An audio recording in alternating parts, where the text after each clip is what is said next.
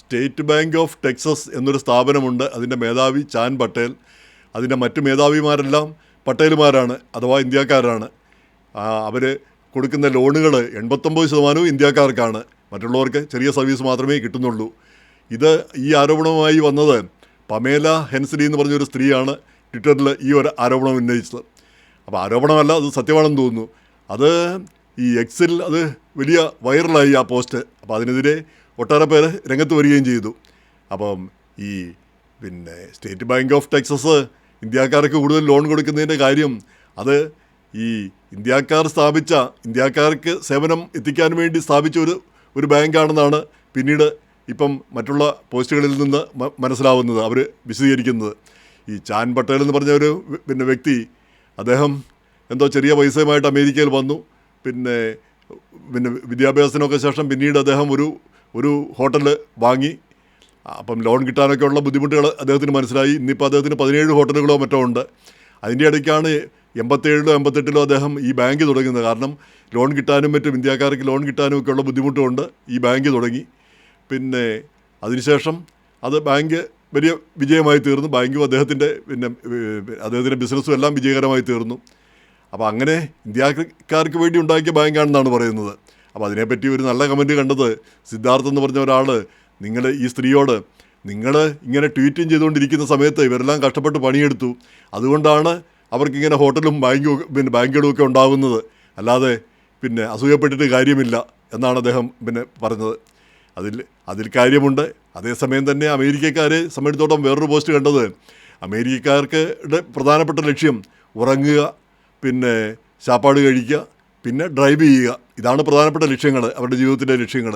അപ്പോൾ ആ ലക്ഷ്യങ്ങളൊക്കെ വെച്ചുകൊണ്ടിരുന്നാൽ അവർ പിന്നോക്കമായി പോകും, അവർക്ക് ഒന്നുമില്ലാത്തവരായി തീരും. അപ്പോൾ അതാണ് ഇപ്പോഴത്തെ ഒരവസ്ഥ. അപ്പോൾ സാമാന്യ നിലയിൽ അവർ നമ്മളോട് ദേഷ്യപ്പെടുന്നതിൽ അതിശയിക്കാനില്ല. കാരണം നമ്മൾ പണിയെടുക്കുന്നു, നമ്മൾ കള്ളു കുടിക്കുന്നില്ല, നമ്മൾ കഞ്ചാവ് അടിക്കുന്നില്ല, നമ്മൾ വ്യഭിചാരം വളരെ കുറച്ച് മാത്രം ചെയ്യുന്നു. ഇങ്ങനെയൊക്കെ ചെയ്യുന്നവർ അൺഅമേരിക്കനാണ്. അമേരിക്കക്കാർ ചെയ്യുന്ന കാര്യങ്ങളൊന്നും നമ്മൾ ചെയ്യുന്നില്ല. നമ്മൾ കാശുണ്ടാക്കുന്നു, അല്ലെങ്കിൽ ഉയർന്ന ജോലികൾ നേടുന്നു. അപ്പം ഇന്ത്യക്കാരോട് അസൂയ വരുന്നതിൽ അതിശയിക്കാനൊന്നുമില്ല. പക്ഷേ അതേസമയം തന്നെ അത് പലപ്പോഴും ഇവർ ട്വീറ്റും ചെയ്ത് ഇങ്ങനെയുള്ള കാര്യങ്ങൾക്ക് പോകുന്നതുകൊണ്ടാണെന്നുള്ള ഒരു അർത്ഥവും വരുന്നു. അതെങ്ങനെയായാലും അമേരിക്കക്കാർക്ക് അവരുടേതായ രീതിയിൽ ജീവിക്കാനുള്ള എല്ലാ അവകാശവും ഉണ്ട്. മറ്റാരെങ്കിലും വന്നിട്ട് നിങ്ങൾ പണിയെടുത്താൽ, ഞങ്ങളെപ്പോലെ പണിയെടുത്താൽ നിങ്ങൾക്ക് ഇവിടെ രക്ഷപ്പെടാൻ പറ്റുള്ളൂ എന്നൊരവസ്ഥ അവർക്ക് വരുന്നതും ശരിയല്ല. ഓഫ് കോഴ്സ് അത് അങ്ങനെ ചെയ്യാനായിട്ട് നമുക്കും അവകാശമില്ല. എന്ന് മാത്രമല്ല, നമ്മളും ഇവിടെ വന്ന് അമേരിക്കക്കാരായി മാറുകയാണ് ചെയ്യുന്നത്. അല്ലാതെ നമ്മളും ഇന്ത്യക്കാരായി മാറാനാണെങ്കിൽ ഇന്ത്യയിൽ തന്നെ നിന്നാൽ മതിയായിരുന്നു, ഇന്ത്യൻ ആശയങ്ങളുമൊക്കെ പേറിക്കൊണ്ടാണെങ്കിൽ. അപ്പോൾ എന്തായാലും അമേരിക്കക്കാരെ ആ രീതിയിൽ മാറ്റുന്ന ഒരു ചിന്താഗതി നന്നല്ല. അപ്പോൾ ഇത് വാസ്തവം പറഞ്ഞാൽ ഈ പോസ്റ്റ് ഞാൻ ചെയ്യാൻ ഉദ്ദേശിച്ചത് അതിനുശേഷമാണ് ഈ സംഭവം കാണുന്നത്. പ്രധാനമായിട്ടും ഉദ്ദേശിച്ചത് കേരളത്തിൽ ഒരു ബംഗാളിയെ തല്ലിച്ചതയ്ക്കുന്ന വീഡിയോ കണ്ടു. ഒരു ബംഗാളിയെ കഴിഞ്ഞ ദിവസം അടിച്ചു കൊന്നതും കണ്ടു. അത് പണ്ട് ആ അട്ടപ്പാടിയിൽ മധുവിനെ കൊന്നതുപോലെ തന്നെ. അപ്പം കേരളത്തിൻ്റെ മനസാക്ഷിയൊക്കെ എവിടെ പോയി? കേരളീയരൊക്കെ ഇങ്ങനെയൊക്കെയാണോ? ഇപ്പം മറ്റൊരാളെ കൈവെക്കാനുള്ള യാതൊരു അവകാശവും നമുക്കില്ല. മറ്റൊരാളെ വേദനിപ്പിക്കുന്ന രീതിയിൽ സംസാരിക്കാൻ പോലുള്ളൊരു അവകാശം നമുക്ക് ആർക്കുമില്ല.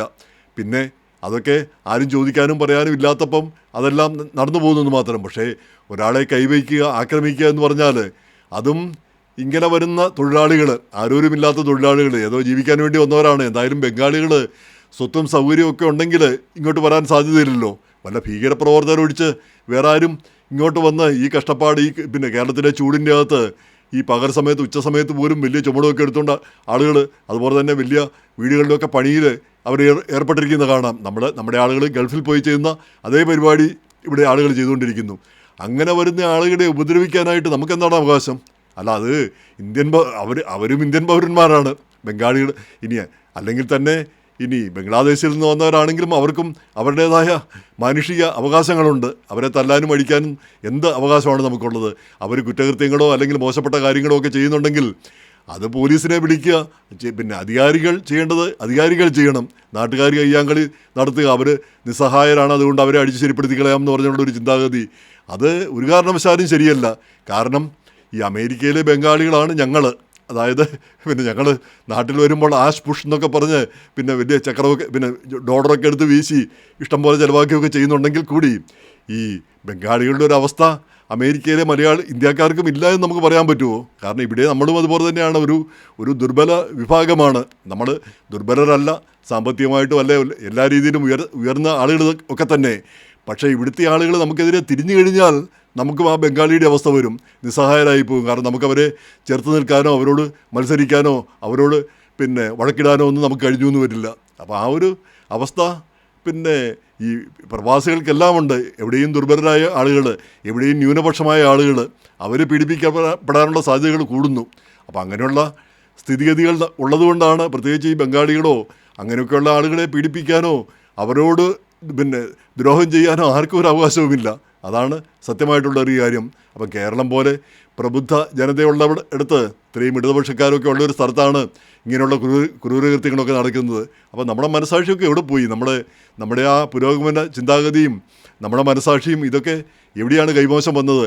അപ്പോൾ നമ്മുടെ ആ ഒരു മുട്ടാളൻ സ്വഭാവം, അതായത് ഇവർ പാവപ്പെട്ടവരാണ്, ഇവർക്ക് രണ്ടെണ്ണം കൊടുത്താലും ഒന്നും പേടിക്കേണ്ടതില്ല എന്നുള്ള ആ ഒരു ചിന്താഗതി നമ്മളൊക്കെ മനസ്സിൽ കയറിയിരിക്കുന്നു. അപ്പോൾ അത് അവസാനിപ്പിക്കേണ്ട കാര്യം തന്നെയായി. ദുർബലനാണെങ്കിലും നമ്മുടെ നാട്ടുകാരനല്ലെങ്കിലും അയക്കും അയാളുടേതായ അവകാശങ്ങളും മാനുഷികമായ പരിഗണനയും അർഹിക്കുന്നയാളാണ്.